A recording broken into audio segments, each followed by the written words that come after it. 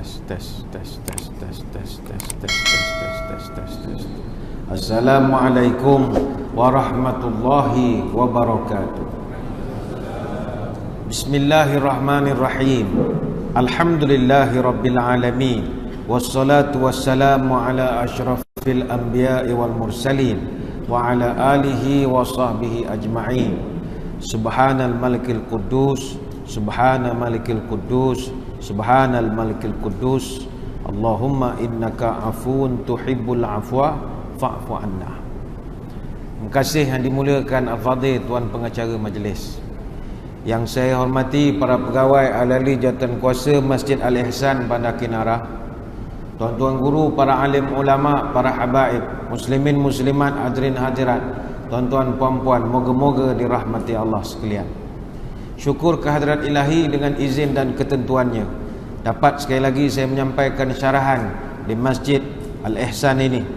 Kali terakhir saya menyampaikan ceramah di sini kira-kira 739 hari yang lalu, iaitu hari Ahad 15 hari bulan Mei tahun 2016 jam 9 malam.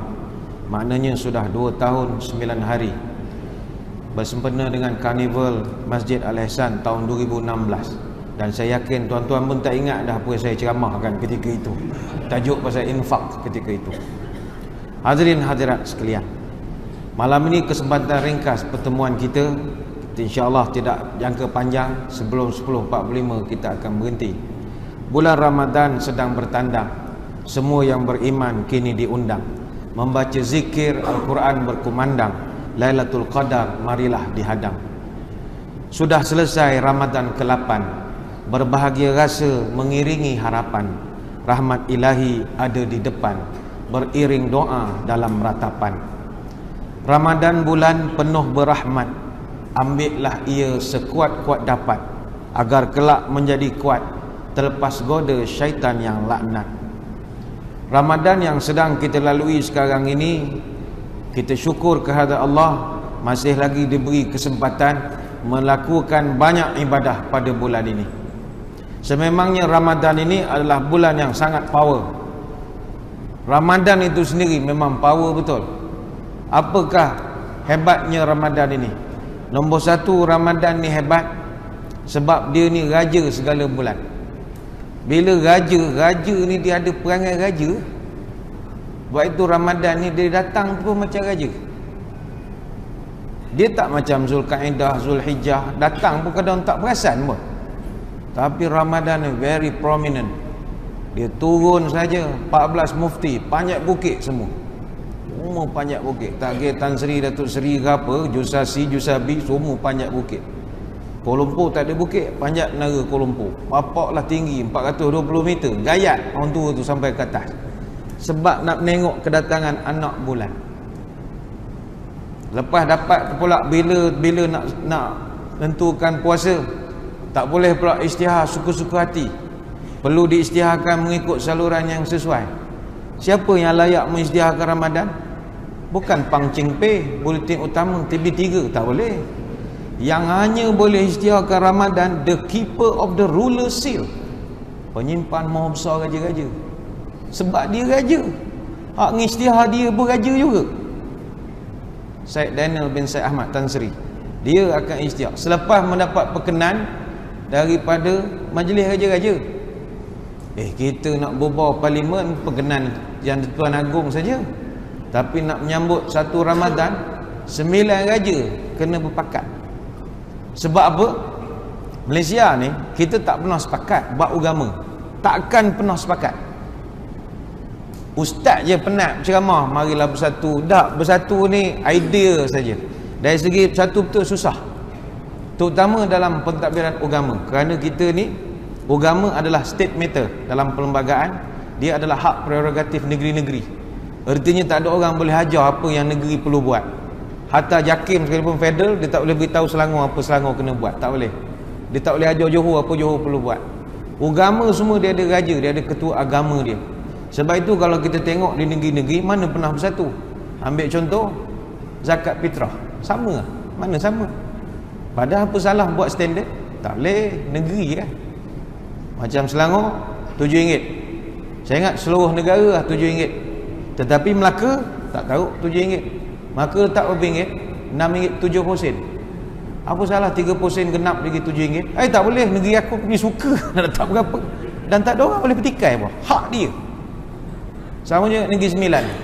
Orang lain letak RM7, dia letak RM6.50. Orang pun harap, kau tak genap je RM7 lagi RM50 lagi. Kau Dan lah negeri Dan, kata dia.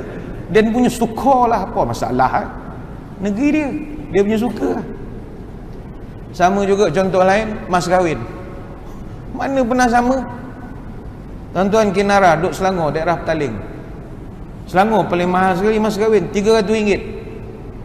Cuba kahwin dengan orang Johor, berapa mas kahwin? RM22.5. Kahwin dengan orang Pahang, RM22.5. Pergi atas sikit Melaka, lain pula rate. Melaka RM100. Turun bawah sikit pergi Negeri Sembilan. Negeri Sembilan dia buat rate yang lain-lain. Janda RM12, anak dara RM24 pula dah. Tapi itu hak dia, tak ada orang boleh petikai. Lepas tu pergi pula ke Kuala Lumpur, seberang ni Kuala Lumpur ni, anak dara RM80, janda RM40. Pergi ke Labuan, jauh sikit lah kahwin, RM80, flat rate, dara janda sama RM80. Tapi seberang je pergi Sabah, terus jadi lain. Sabah janda RM80, anak dara RM100. Malbah lah dara kau sampai RM100 bah. Oi, aku negeri aku bah, katanya. Negeri aku suka-suka aku bah. Kau lah negeri kau. Pergi ke Perak, lain pula RM100, RM1. RM1 ni, 101. Nombor mesti mau cantik, 101. Sarawak RM120. Selangor lah paling mahal, RM300. Dan ada 4 negeri tak letak langsung. Kedah, Perlis, Terengganu, Kelantan, tak ada ketetapan. Aku terima nikahnya dengan mas kahwinnya satu naskah Quran tunai, sah, tak ada masalah. Aku terima nikahnya handphone Samsung FE tunai, boleh, tak ada masalah, ikut persetujuan lah. Atau nak glamour sikit, aku terima nikahnya dengan mas kahwinnya RM9,999.99. Nak popular, boleh, tak ada masalah. Pergi 4 negeri saja. Kalau kita fikir apa salah bergabung, tak boleh bergabung bab-bab negeri, mana boleh satu. Contoh paling mudah sekali, waktu semayang waktu semayang paling simple sekali. Kita di Malaysia ni ada beberapa tempat yang mana dia duduk antara sempadan negeri-negeri. Kita bukan bercakap sepadan dengan negara, sepadan Thailand ke, sepadan Indonesia ke, sepadan Singapura ke, bukan. Ni sepadan Melaka dengan Negeri Sembilan, sepadan Melaka Negeri Sembilan dengan Johor. Itu boleh beza-beza waktu semayang. Bagi contoh, dekat Melaka dengan Negeri Sembilan ada satu tempat dekat tu dia panggil Pulau Sebang. Pulau Sebang ni dia sepadan Tampin tu masuk Negeri Sembilan, sepadan dengan Pulau Sebang Melaka. Sebelah Tampin dia satu bandar, tapi garisan kecil membezakan antara dua negeri. Patutnya combine sajalah waktu semayang. Tak, yang sebelah Tampin Negeri Sembilan buka puasa 7.16, yang belah Pulau Sebang Melaka buka 7.17. Jadi kalau pergi bazar Ramadan, kedai, tengok orang buka, kau kena tengok kau sepadan mana, takut kau kat Melaka lagi. Sebab orang Negeri Sembilan dia boleh bayang, gerai mutabak tu masuk sikit Negeri Sembilan, yang belah sini soya masuk belah Melaka, menimbulkan konflik. Sama juga ada satu sepadan dekat dengan Asahan, satu batu pancang, 3 negeri, Johor, Negeri Sembilan, Melaka. Tiga-tiga ikut angle mana. Kalau kau belah Asahan Melaka buka 7.17, kau pergi belah Tangkak Johor buka 7.14, kau konang sikit sini Gemencih Negeri Sembilan masuk 7.16, kan pening. Mungkin orang situ ada cara dia lah, kita pun tak pernah jumpa pula orang belah sana macam mana cara kau orang semua berbuka. Sama belah utara pun sama. Kalau Kedah Perak dekat Selama Serdang, dia kalau Selama belah Perak buka puasa 7.27. Kalau sebelah Kedah tu jatuh daerah Kulim, dia buka puasa 7.28. Padahal jambatan yang merentang Sungai Krian tu, yang memisahkan antara Perak dengan Kedah, jambatan tu panjangnya 35 meter. Tapi kerana negeri lain terus beza. Tak payah ngata negeri orang, saya ngata negeri saya sendiri, negeri Pahang Darul Makmur. Pahang banyak sepadan dengan negeri. Ambil paling mudah, Rompin sepadan dengan Johor. Johor paling ujung Mersing sepadan dengan Pahang. Mersing Kampung paling ujung sekali Endau. Rompin kampung paling ujung Tanjung Gemuk. Tanjung Gemuk dengan Endau, dia punya waktu buka puasa sangat beza. Orang di Endau, orang di Tanjung Gemuk Rompin buka puasa 7.13 malam. Orang di Endau Johor buka puasa 7.09 minit malam. Padahal antara Endau dengan Tanjung Gemuk jaraknya hanya 346 meter. Bukan 340 kilometer, meter. Maka tiap-tiap tahun budak-budak Tanjung Gemuk Rompin nak cepat buka duk atas jambatan. Duk jambatan. Dengar azan dah, Allah Akbar, Allah Akbar, mok minum air tebu, gok. Mak ayah dia tak makan lagi kat rumah tu. Tunggu sampai tu kan baru dia makan nasi kat rumah dia. Kita yang melalui benda kita akan fikir, apa dia tak nak bersatu? Kan agama ni hak negeri. Tetapi disebabkan Ramadan ini, dia ni raja segala bulan, maka kita hormati. Justru Majlis Raja-Raja dalam mesyuarat kali yang ke-92 pada 15 dan juga 16 Mac 1972 telah bersetuju supaya penetapan tarikh permulaan puasa meliputi seluruh Malaysia. Buang ego masing-masing, yang ni kita bersatu lah. Kau nak letak mas kahwin lain-lain, tu kemudian cerita. Tapi puasa kita kena hormat, dia ni raja. Raja ni kita kena hormat, dah suka tak suka. Raja kena hormat, macam mana pun. Raja mesti hormat, macam mana Samsim pun kita raja kena hormat. Tak boleh tidak. Nak orang Melayu kalau tak ada raja, semua orang akan jadi raja. Pun masalah juga. Biarlah ada seorang, dah tentu seorang. Kalau semua, pening nak jaga. Biarlah seorang jaga sajalah. Ada orang kata raja susah lah, garang sangat, marah sana marah sini. Alah, dia jadi raja berapa puluh tahun. Awak baru jadi raja sehari dah panah baran.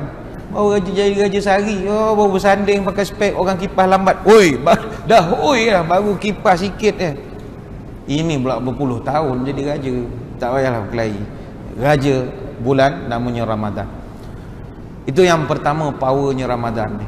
Yang kedua, Ramadan ni power kerana pada bulan Ramadan dia ada satu keistimewaan yang Allah Ta'ala berikan kepada kita, iaitu rahmat dan juga keampunan.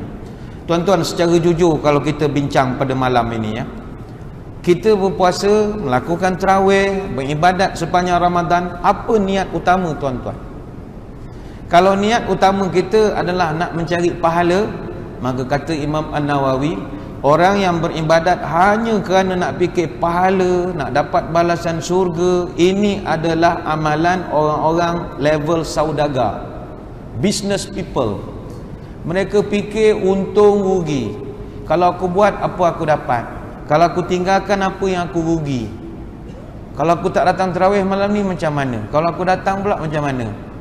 Orang yang mengira-ngira tidak salah, tapi dia ni business punya orang. Orang kalau banyak sangat kira, ada bagusnya, tapi ada sisi yang tak baiknya. Bagai contoh, orang pergi ke Mekah, kalau dia nak kira pahala, dia akan kira betul.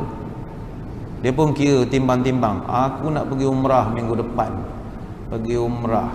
Kalau aku semayang dekat Masjid Al-Ihsan Kinara, hari ni dah 8 Ramadan, 8 hari aku semayang jemaah 5 waktu direct. 8 darab 5 darab 27 ni fadilat jemaah. Mana 8 hari ni aku dah dapat 1080 pahala. Not bad, not bad, quite good. 1080 pahala. Ni kan mesti orang ngira duit minggu ni 1080 pahala, banyak juga.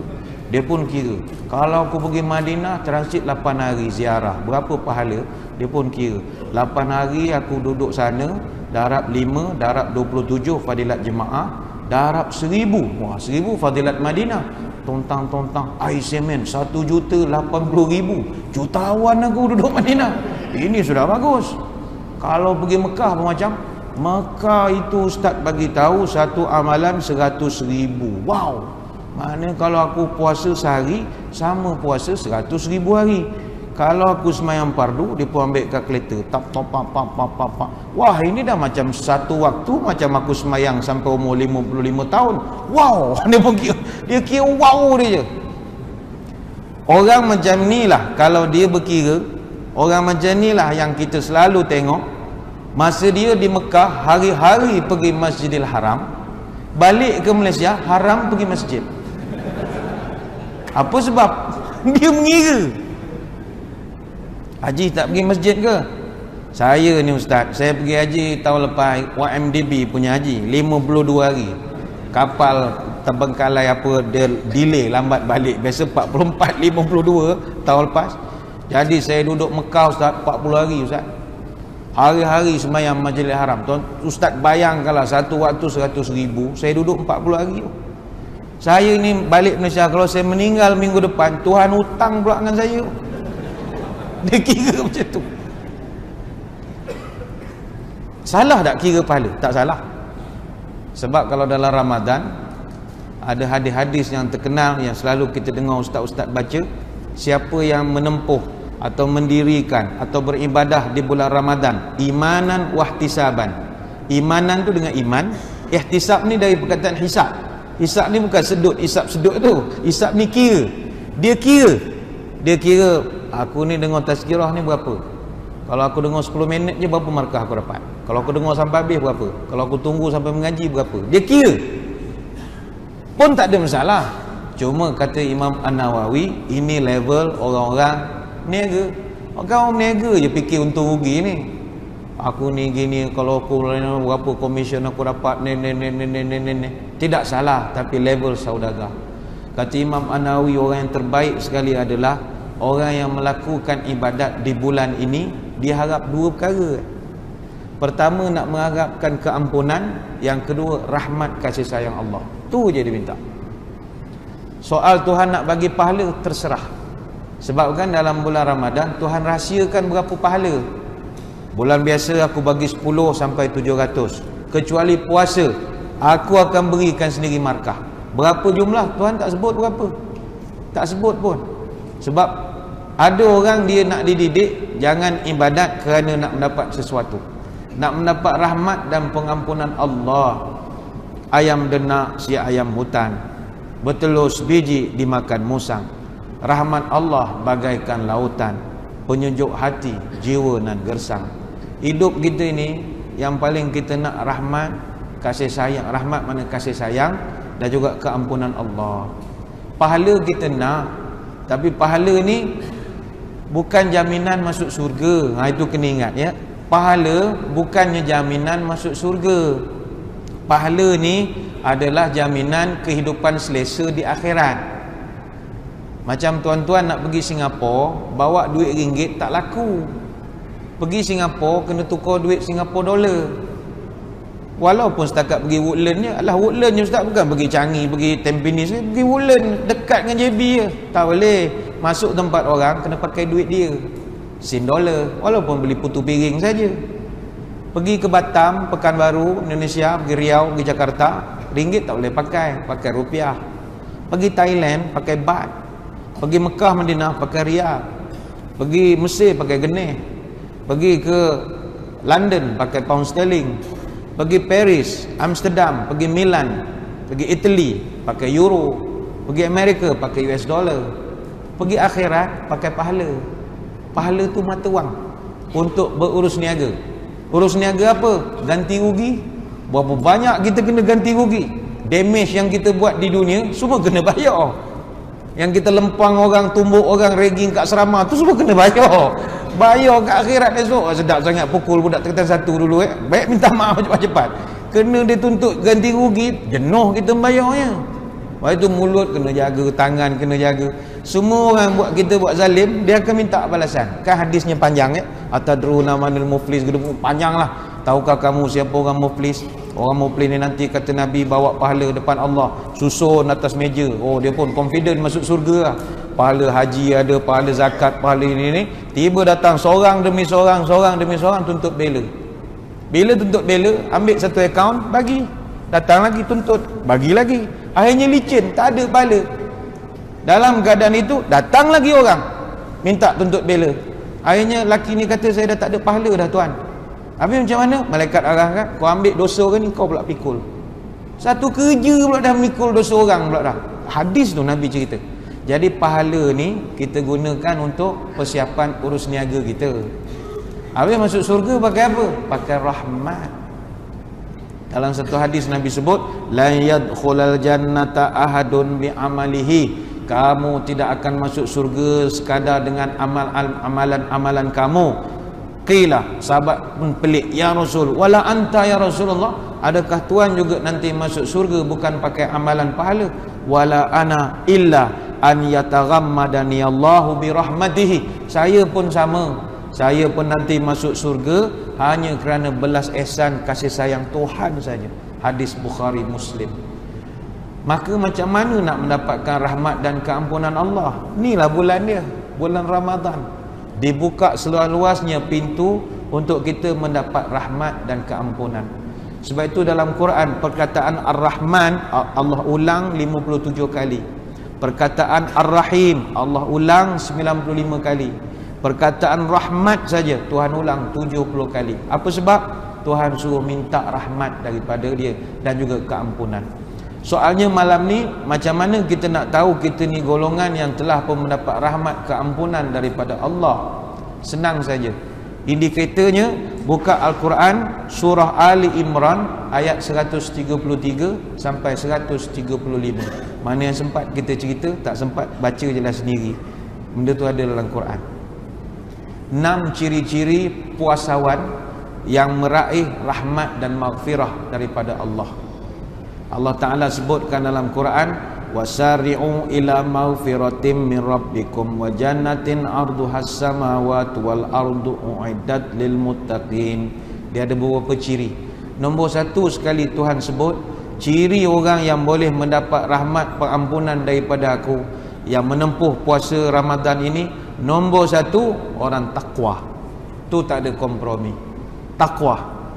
Apa makna takwa? Kata Imam Al-Qushairi, takwa ni 4 sifat dia dalam Ramadan.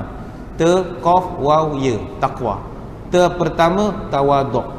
Apa makna tawaduk? Merendah diri. 8 hari kita Ramadan, kalau berjaya membentuk diri jadi orang tawaduk, itu petanda rahmat Allah dah sampai. Tapi kalau 8 hari Ramadan masih lagi samsing super biasa, belum lagi ya. Kena puasa lagi, tambah lagi. Kalau 8 hari ni dah rasa zuhud sangat dah, tasawuf sangat dah, itu hebat betul. Orang dah kalau tawaduk ni, dia dah tak ada apa nak tunjuk lah. Dia dengan Tuhan saja. Dia dah tahap makrifat. Orang tawaduk. Sememangnya puasa, dia mendidik kita jadi orang tawaduk, orang yang tidak menunjuk-nunjuk. Sebab satu-satunya amal ibadat yang tak boleh tunjuk kat orang, puasa. Sebab puasa tak ada apa yang nak ditunjuk. Puasa nak tunjuk apa? Tak ada. Puasa ni tak boleh ditunjuk dan tak boleh dinilai. Ibadat lain semua boleh ukur. Wah ustaz, orang tu sembahyang khusyuk gayanya yang belakang tu. Kenapa pula? Berkedut-kedut muka dia baca Fatihah ustaz. Gaya macam sungguh tu. Walad dhalim kita tengok tahu dia bersungguh. Ustaz tengok belah-belah sana, itu gaya pemalas sembahyang tu ustaz. Apa saya pula? Nengok jam je kerja. Kejap nengok jam. Agak marah tu imam baca panjang sangat agak kejap. Kejap nengok jam. Tak khusyuk. Orang boleh ukur. Zakat orang boleh ukur. Ustaz, orang tu zakat ikhlas bagus. Kenapa pula? Dia bagi RM10, zakat RM7. Keep the change. Keep the change ustaz. Ustaz, orang tu kedekut tu. Kenapa pula? Dia bagi zakat duit. Dia bagi zakat, dia tunggu juga siling 20 sen pun dia tunggu dia. Kedekut. Puas ambil mencari duit siling nak hantar ke dia. Kita ukur. Haji boleh ukur. Ustaz, orang tu haji mabrur. Apa sebab pula? Dia melontar jamrah lebih pada orang. Orang lain melontar biasa je, bismillah Allahu akbar. Dia siap drama, bismillah Allahu akbar. Padahal simbolik setan duduk situ. Bersungguh dia balik. Siap drama, ketuk-ketuk kepala. Tengok batu tak cukup, ceceh banyak. Dia ambil selipar balik. Balik selipar. Lepas tu rasa tak khusyuk, pakai selipar, ambil payung bini dia pun. Kita menengok ni gaya Pak Haji Esok Mabrur ni gaya je. Tapi puasa tak ada ukuran. Ustaz, orang tu puasa bagus lah. Apa ukuran dia? Asyik meludah setiap 5 minit sekali. Meludah tak bukan ukuran. Dan kita tak boleh kata ustaz dia puasa tak bagus. Ustaz membuta kerja. Tidur salah bulan puasa? Tak salah. Naumu shaim ibadah. Tidur orang puasa ibadat. Sebab telinga dia selamat daripada mendengar tak elok. Mata dia selamat daripada membaca Facebook ngarut kelahi siang malam tu. Mulut dia selamat daripada ngata korang. Itu jauh lebih baik. Dia membuta kerja. Tapi ada pula ustaz beritahu fadilat kurang lah, mungkin membatalkan puasa. Batal celah mana? Dia tidur yang batal puasa ni, kalau tuan-tuan tidur start pada hari ni, bangun raya ketiga esok, itu baru batal. Alhamdulillah, salah je. Tidur je, la ilaha illallah. Ada orang hukum ustaz dia ni semayang dan puasa dia kurang mabrur, baru pula tarawih tak pergi masjid. Jangan ukur orang begitu. Kita bukan tahu amal ibadat dia. Mungkin orang ni jenis tukar-tukar tempat semayang, kita tak tahu. Malam ni Masjid Al-Ihsan, esok surau sekian pula. Dia jenis begitu. Ada hari dengan keluarga dia semayang di rumah berjemaah, sangka baik. Nabi SAW pun rumah masjid, rumah masjid, supaya tak nak sahabat menyangka tarawih tu wajib. Tanya tukar-tukar. Itu imam tu bolehlah pegang ilmu tu, kan tak ada orang pula masjid. Mana imam? Dia ikut sunnah. Kat saya sekali semayang rumah. Huru-hara masjid. Imam huru-hara. Tak ada imam huru-hara. Jadi puasa ni tak ada apa nak tunjuk. Satu, tawaduk. Yang kedua, qanaah. Qanaah ni bahasa Arab, maknanya merasa cukup apa yang ada. Lawan kepada qanaah, tamak. Tamak. Apa makna tamak? Tamak ni kalau kita eja kod tulisan Jawi ya, ta, mim, ain. Ta ada satu mulut, mim ada mulut kedua, ain mulut ketiga, lepas tu perut dia buncit. Makna dia ngap, tu tamak. Seorang dia je sapu. Kalau sapu beramai-ramai secara berjemaah, tu cerita lain. Ini tak, dia makan seorang. Ngap, kenyang dia seorang. Tak boleh. Kita kena ada qanaah. Dan puasa Ramadan, dia didik kita jadi orang qanaah. Qanaah kat mana? Tuan-tuan, bulan puasa ni, jangankan air teh obeng limau, jangankan air katira ke, air strawberry ke, jangan. Air pahit sedap.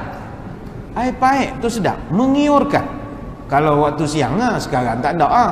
Kalau waktu siang, macam esok sembahyang Jumaat tengah hari panas, ambil wuduk, kena kat bibir, manis pula air pahit tu rasa. Nampak? Tuhan nak tunjuk besar tak nikmat aku? Besar kan? Air pahit yang kau tak pandang selama ni, tu pun sedap. Terliur-liur tengok air pahit. Bayangkanlah. Dia mengajar kita merasa cukup apa yang ada. Baik tu puasa ni, dia bukan bahasa Arab kan, dia bahasa Sanskrit lama. Puasa, puas. Puas tu puasa. Orang puasa ni dia puas. Puas dengan kemewahan, puas dengan kehidupan, dia puas. Jadi puas. Puasa lah. Panjang pula cerita puasa ni kan. Yang ketiga kata Imam Al-Qushayri, warak. Warak ni bermakna al-ikhtiyar. Orang yang berhati-hati dalam kehidupan. Tuhan didik kita selama 1 bulan nak jadikan kita orang yang warak, orang berhati-hati. Memang kita bulan puasa hati-hati. Mau tak hati-hati? Bulan puasa kita didik diri kita menjauhkan perkara-perkara yang halal. Itu susah. Macam sekarang air mineral, bukan mineral, drinking water, Sea Master. Contoh, tuan-tuan menengok Sea Master, ada logo halal Jakim. Sea Master ini halal, tapi start daripada subuh sampai maghrib kita haramkan diri kita. Mana kita bercakap dengan air Sea Master, hey Sea Master, kau halal, tapi sekarang pukul 8 pagi kau haram untuk aku. Tunggu kau pukul 7.21 kita jumpa balik. Jaga kau. Kita cakap, kita tahan diri kita. Benda halal. Mi goreng. Mi goreng, kau sedap. Tapi sekarang kau haram untuk aku. Sebab sekarang baru pukul 10. 10 pagi. Tunggu kau, 7.22 lah aku cari kau. Nasi dagang Masjid Al-Ihsan. Mu memang sedap. Satu dunia tahu. Tapi sekarang pukul 12 tengah hari, mu haram untuk aku. Mu tunggu. Bila Allahu Akbar aku makan, kata belum Ustaz, aku makan. Kita tahan diri kita. Isteriku kau halal, tapi sekarang baru pukul 2 petang, kau haram untuk aku. Tunggu lepas tarawih kita bincang bagaimana gerak kerja seterusnya. Ini Khamis itu dah lama ni. Seolah Tuhan nak beritahu, manusia, mu ni benda halal mu boleh blok masa Ramadan. Bak apa lepas puasa benda haram mu kekeh? Bak apa lepas Ramadan air arak haram kau minum, amoy yang ke haram musik kau suruh urut kaki, Amo yang kau tak boleh pegang, kau karaoke dengan dia siang malam. Bulan puasa isteri kau halal pun kau boleh haramkan. Takkanlah kau tak ada otak mikir aku dah train kau 1 bulan jadi PN begini juga. Seolah begitu. Seolah-olahnya begitu. Kemudian kata Imam Ghazali, al-yaqin. Yakin dalam arti kata tidak ada orang akan mati kerana puasa. Tidak ada. Teruskanlah puasa. Tak ada orang mati. Tapi ramai orang mati kerana kebuluran. Sebab itu bagi orang yang puasa, kalau betul-betul dia yakin Tuhan akan jaga dia. Saya ramai jumpa orang kuat isap rokok, boleh je puasa. Boleh puasa. Ada satu kenalan saya umur awal 50-an, dia ni kuat lah isap rokok. Dia punya kuat isap rokok, bawa kereta Kuantan Kuala Lumpur 2 jam lebih, sebungkus rokok. Punyalah kuat. Saya tanya, awak ni isap ke mamah kau? Cicak dengan kicap. Kan kicap-kicap begitu mana tahu. Sebungkus 3 jam. Mana sehari 24 jam berbungkus. Dia kata biasa 5 bungkus lah sehari. Kalau kenduri lagi banyak. Dia kata tapi kenduri mood sedap sikit, dia kata. Habis bulan puasa boleh berhenti? Boleh. Macam mana boleh berhenti? Tak tahu, Tuhan tolong. Apa bulan lain Tuhan tak tolong? Kawan tak tolong diri sendiri, dia kata. Dia yang tak nak berhenti. Bulan puasa memang Tuhan tolong. 13 jam lebih dia tak rasa pun nak isap rokok. Mana dia pergi office tu, rokok ada atas lemari tak usik pun. Bulan lain sebelum keluar rumah tepuk poket dulu, kunci wallet, rokok, lighter. Wajib zikir benda tu dulu. Tak boleh elok rokok tak bawa kereta pun. Tak ada apa. Tapi maghrib kan macam kereta api tanah Melayu lalu baidor ni macam naga keluar asap. Gitu. Boleh, yakin saja. Sama dengan orang gastrik. Bukanlah kita tak percaya orang sakit gastrik, tapi Ramadan ni sebenarnya gas tu ada, terik tu yang banyak. Try je. Ramai je tuan-tuan ni yang dah 8 hari, ada yang dah miss sahur tak. Elok puasa sampai ke petang, tak ada angin pun tengah hari. Yakin je. Kecuali dah sakit perut sangat, dah tendang sampai ke dada, nak meninggal dah. Makannya lah. Nak mati sangat Allah, nak mati angin saja. Tekan guguk, makannya lah. Cuba je yakin pada Allah.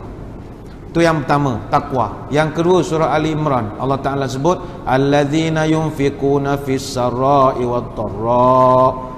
Ini kena jadi keamalan, iaitu orang yang pada bulan Ramadan ini dia suka berderma, sama ada ketika dia senang ataupun masa dia susah. Bersedekah dalam bulan Ramadan ini adalah amalan yang salah satu package di dalam amalan Ramadan. Sebab itu kata para sahabat, Nabi SAW ni dia terkenal orang yang tak kedekut. Asja'un nas wa ajwadun nas. Nabi ni berani bersedekah walaupun duit tak ada. Dia sangat pemurah.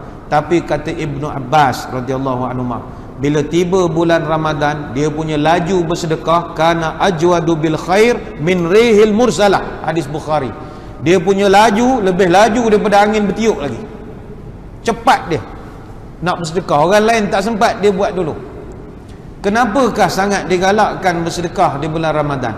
Nombor 1, pahala luar biasa. Pahala luar biasa.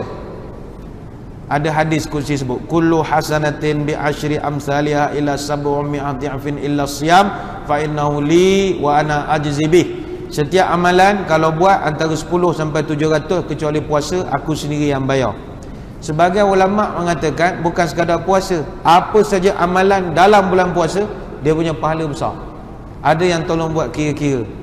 Hari biasa kita punya pahala 10 markah. Mana bulan Zulkaidah, Zulhijjah, Syawal, tuan-tuan sedekah RM1, malaikat tulis RM10. Tapi bulan Rejab sedekah RM1, dia tulis RM70. Bulan Syakban sedekah RM1, tulis RM700. Tapi bulan Ramadan sedekah RM1, tulis RM1000. RM1000. 1000 pahala setiap perbuatan.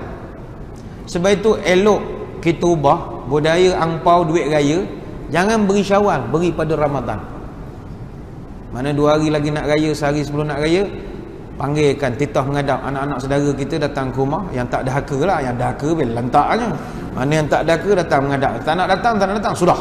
Mana yang nak datang mengadap, panggil. Mana yang salam cium tangan lebih sikit, berilah lebih sikit. Mana yang jenis cium sampai ke siku, tu 50 beri. Mana cium sikit-sikit tu RM5 lah bagi. Bila dia orang tanya, Pak Su, ngapa belum raya dah bagi? Beritahu Pak Su nak kejar pahala. Dia pun buka envelope. Apa saya RM1 je Pak Su? RM1 di sisi awak, di sisi Allah RM1,000. Jangan mengata bulan puasa tak habis lagi. Salam, cium tangan semula pun tak apa. Saya ingat boleh buatlah budaya tu nanti. Dah sedekah tu pahala lebih lah, pahala lebih. Mana satu Syawal bagi tu bagi juga. Tapi sebelum tu kena bagi dululah, advance. Kata Pak Su bagi deposit dulu ya, untuk nak kejar pahala ni. Awak tak faham kalau aku ceritakan menjadi ceramah. Kata aku bagi dulu RM50 hari ni, RM10 hari esok, boleh? Kata tak pun RM10 hari Ramadan, RM50 Syawal. Janji kita nak pahala lebih sikit lah. Nak dapatkan pahala fadilat 1000 tu. Mengira tu lah, nak ngira kan. Yang kedua, kalau kita sedekah bulan puasa ni, salah satu perkara yang sangat digalakkan adalah memberi atau menaja orang berbuka puasa. Oh, ini pahala makan komisen atas angin ni. Ni orang kaki bisnes, kaki projek, dia suka buat kerja begini. Kita tak buat kerja. Kita ada hadis Nabi sebut, man fatara sa'iman kana lahu mithli ajrihi ghaira annahu la yanqusu min ajri sa'imu syai'a. Hadis Tirmizi. Siapa yang belanja satu orang berbuka, segala amalan orang tu kita sedut macam makan siput sedut ghaira annahu la yanqusu min ajri sa'imu syai'a, tapi taklah mengurangkan kota pahala orang tu. Kita makan komisen saja. Macam contoh, kita ada tok imam masjid misalnya, tuan-tuan pula ada rezeki lebih, petang-petang beli kuih bazar Ramadan, beli air soya benda ke, hantar ke tok imam. Tok imam ni daripada pagi dia beramal, baca Quran, semak bacaan, zuhur jadi tok imam, baca Quran, zikir. Dia tak banyak buat kerja tak senonoh. Suruh kita ni dia ada dunia dia. Kalau dia buat kerja tak senonoh, tak ingat Fatihah ke Fatihah pun lupa, tak boleh. Dia jaga lebih pada kita. Jadi kita sangka baik, memang dia amalan terjaga. Kita pula tak terjaga sangat. Bila kita belanja dia, sedut habis dia punya amalan. Surrrr, daripada pagi sampai ke petang. Sebab itu elok sangat kalau kita dapat belanja budak-budak tahfiz. Oh, ini bagus. Jangan belanja orang yang lebih kurang tak senonoh macam kita juga. Macam member kita kat office, bukan tak boleh belanja. Dia dengan kita sama tak senonoh. Tidur bawah meja pada pagi sampai pukul 4. Benda amalan sedut tak ada isi, sedut rugi je. Jadi kalau anak buah tanya, bos bila nak belanja? Engkau dengan aku serupa motor pada pagi buat benda belanja, baca Quran, esok aku belanja baca Quran. Kita nak sedut pahala dia. Sebab itu orang Arab di Mekah, kita bulan Ramadan turun nak pergi masjid nak berbuka kan, dia tarik kanan kiri tarik. Dia bukan nak belanja kita sangat, dia nak sedut pahala kita. Dia tahu ni orang Malaysia ni suka ibadat apa semua bagus. Dia pun tarik orang ni. Dia tak tahu kita pun membuta daripada tadi. Pukul 3 baru bangun. Ni tarik. Duduk je lah melayan Arab berbuka. Dia nak cari pahala pada kita. Baik itu adalah menjadi amalan para salafus salih. Setiap kali Ramadan, dia orang akan pastikan ada orang miskin makan bersama mereka. Ibnu Umar radhiyallahu anhuma, dia takkan berbuka puasa melainkan dalam majlis dia ada fakir miskin, dia akan pastikan. Eloklah saya ingat kena ada amalan ni ya. Walaupun kita makan di rumah dengan keluarga berbuka, tapi elok ke jemput orang susah makan dengan kita. Tak mesti jemput satu van anak-anak yatim malah letih bungkus kita kan. Budak-budak makcik cleaner kat office ke, mana ibu-ibu tunggal datanglah berbuka dengan kita.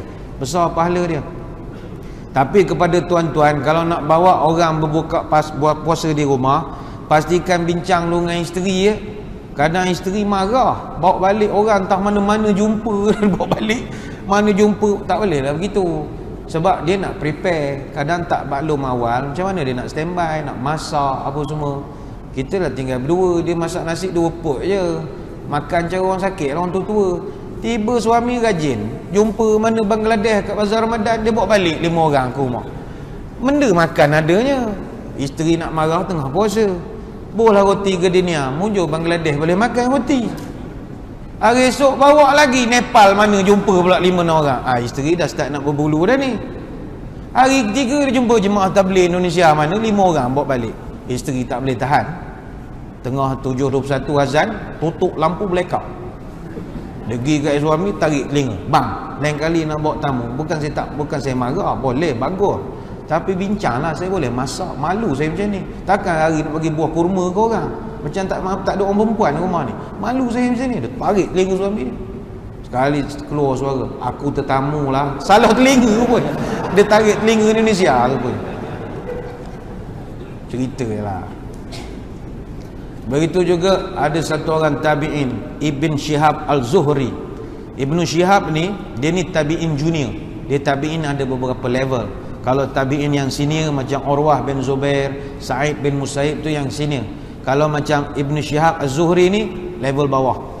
Dia ni terkenal sebagai orang yang membukukan ilmu hadis di atas titah perintah daripada Khalifah Umar bin Abdul Aziz. Dia ni tiap kali bulan Ramadan, dia tutup semua kelas pengajian hadis dia buat dua perkara je. Pertama baca Quran, yang kedua bagi orang miskin makan. Amalan dia. Begitu juga Hammad bin Abi Sulaiman rahimahullah. Siapa Hammad bin Abi Sulaiman? Dia ni 18 tahun jadi guru kepada Imam Abu Hanifah. Imam Abu Hanifah tu champion dah ilmu. Kalau dia champion, tok guru dia lagi lah championnya. Hammad bin Abi Sulaiman rahimahullah. Dia ni tiap-tiap bulan Ramadan, KPI dia akan pastikan dia beri makan kepada 500 orang tiap-tiap tahun. Dan 500 orang tu juga dia akan berikan 100 keping wang perak untuk belanja hari raya. Dia jadikan amalan dia tiap-tiap tahun. Baik itu tuan-tuan, ada peluang belanjalah orang makan. Besar pahala dia. Terutama orang yang banyak amal ibadah. Tapi saya mencadangkan tuan-tuan, kalau nak rasa seronok menengok nikmat kita bagi orang ni, orang hargai, belanjalah orang berbuka. Jangan belanja moreh rugi. Moreh ni okey, pahala ada, tapi kita sakit hati menengok muka orang yang makan moreh tu. Kadang kita sponsor karipak.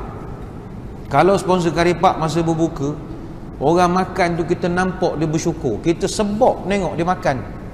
Cara dia masuk mulut tu macam iklan McDonald, KFC, slow motion. Pada karipak dia, sebab dia berbuka ke bulu berbelah jam tak makan. Bila dia makan tu, Allah sedapnya karipak. Kita yang sedekah ni seronok. Tapi kalau bagi moreh, dia dah kenyang. Habis tarawih kan ada makan. Karipak tu dia angkat, dia tengok, dia goyang. Rasa nak tumbuk muka. Macam tak syukur. Tu jadi nak marah tu kan tu. Cik dia ngunyah tu macam rancangan MasterChef. Macam nak ngabur tak sedap berapa tak tahulah. Lepas tu saya cadang beri berbuka bagus, beri moreh sakit hati kadang-kadang. Tapi kalau nak dapat rahmat dan keampunan daripada Allah, banyak-banyaklah bersedekah di bulan Ramadan. Yang ketiga, wal kaziminal ghaiza, orang yang menahan kemarahan. Ini saya tak ulas sangatlah ya. Dan yang keempat, wal afina 'anin nas, orang yang memaafkan kesalahan orang lain. Ni payah sikit, musim-musim lepas raya ni payah sikit.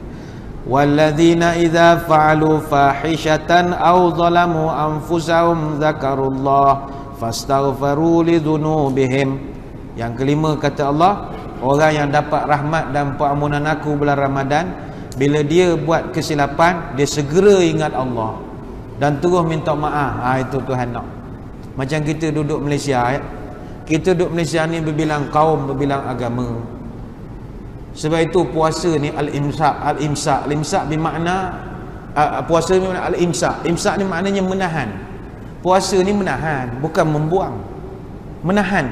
Nak tahan. Geram tahan. Dia tahan je. Sebab itu bukan buang. Kalau tuan-tuan nak buang segala maksiat, duduk Mekah lah. Duduk Mekah tak ada maksiat. Sini tak boleh buang, tahan boleh. Nak tahan, nak buang maksiat macam mana Malaysia ni? Kita bilang kaum jalan di bandar kan, kita ni ganti tasbih Allah sampai terpilat amoy melentas, pakai skirt bawah punggung sikit je Allah batal tak puasa? Tak, kita menahan Allah astaghfirullahalazim. Macam tu lah, seolah begitu. Kadang buka televisyen, kita bukan macam TV di Arab Saudi mengaji 24 jam, tak ada. Kejapkan drama, kejapkan cerita James Bond, kejapkan cerita ni. Ada pula kan auratnya lain macam pula. Ada kan Tengok, bercium pula dah, alih pula, baca berita pula. Benda nak menengoknya. Akhirnya Malaysia ni kita akan rasa tak selesa, dah tahan saja. Istighfar, apa itu Tuhan sebut, orang yang buat kesilapan dia balik pada Allah dan minta ampun. Aku ampun ngalah. Macam contoh kita pergi ke LCC, kita kerja sana atau cari barang, tiba nampak amoy ke apa pakai seksi, kita pun Allahu Akbar, cukuplah, mana minta ampun, terus ingat fazakarallah, ingat pada Allah. Ada orang tanya, kalau nampak orang perempuan seksi, nak baca apa ustaz? Baca istighfar ke, baca Allahu Akbar ke, bacalah apa saja, asalkan dia pada perkataan itu ada zakarullah, asal menyebut Allah. Hatta kalau amoy lalu subhanallah pun boleh, tapi macam orang fitnah lah, sebut alhamdulillah, lagi fitnah ada orang ni. Padahal dalam tu ada perkataan Allah. Sebab nazratu ulalaka wa thaniyatu alaika. Pandangan pertama itu sedekah. Pandangan kedua berdosa. Mana kita berjalan nampak amoy, wow, itu rezeki ya. Itu rezeki. Alihkan pandangan. Jangan tengok lagi dah. Tengok berdosa. Maknanya wow, alihkan pandangan. Tengok tak ada dah. Itu je kaedah. Jangan congkir biji mata jadi Kasim Selamat pula dah. Ngapa buta bulan Ramadan? Saya nak mengelak maksiat. Tak cerdik tu namanya. Tuhan mengatakan, awak wallazina idza fa'alu fahisha aw zalamu anfusahum zakarullah. Tengok tu sebut nama Allah, minta ampun, aku ampunkan, kata Allah. Ada orang tanya, ustaz, kalau tengok orang puan seksi sebut Allahu Akbar boleh tak ustaz? Boleh, tapi tajwid kena betul. Mana kalau nampak orang puan seksi Allahu Akbar, itu tak apa. Kita tak nak bila nampak sesuatu Allahu Akbar, itu tak boleh. Bila sebut begitu maksud jadi lain. Kalau sebut Allahu Akbar itu maknanya Allah Maha Besar. Tapi kalau Allahu Akbar itu maknanya Allah besarnya. Itu lain tu. Itu lain. Itu boleh membatalkan puasa. Jadi bila nampak tunduk. Macam pergi bazar Ramadan. Bazar Ramadan ni gerai depan tu jual peha ayam, dalam tu peha orang semua dalam tu. Jadinya kita Allah, banyakkan zikir pada Allah. Dan yang terakhir, walam yusirru ala ma fa'alu wa hum ya'lamun.